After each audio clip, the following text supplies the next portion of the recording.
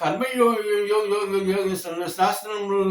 పేరిట జీవులను జన్మించిన తోను ఆ శిశువు యొక్క నయనాలతోను విద్యాభ్యాసములు చెంది ఆ పరిసరాలను చుట్టుపక్కల అన్నిను ఆ ఆ పిల్లవాడిని యొక్క జ్ఞానాలు అభ్యుదయములుగా ఉండినట్టుగా చూసుకోవాలను. ఈ మనం ఎట్టి చేయదమో ఆ ప్రభావము ఆ శిశు బాలు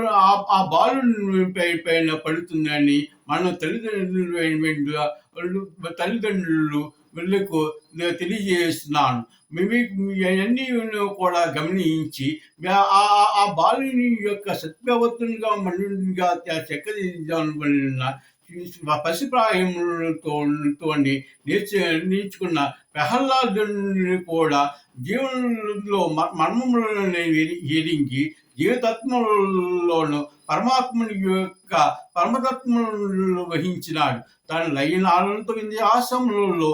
చదువులలో మర్మాలను గ్రహించగల నైపుణ్య నింజములను పసితనము నుండి తన చుట్టూ ఉన్న పరిసరాలను అబ్జర్వేషన్ చేస్తూ ఆ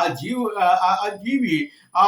యొక్క పృథ్వీలో మీద జన్మించి అబ్జర్వేషన్లు చేసి నయనాలతో చదువుకుని తన జ్ఞానములను రూపొందించుకుని ఆ చుట్టుపక్కల పరిశ్రమల ఆధారములను తల్లిదండ్రుల యొక్క ఆచరించిన రీతులను ఆచరించుకుని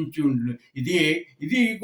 కూడా కర్మశాస్త్రములో లిఖితమై ఉందని స్వాతంత్రులకు తెలియ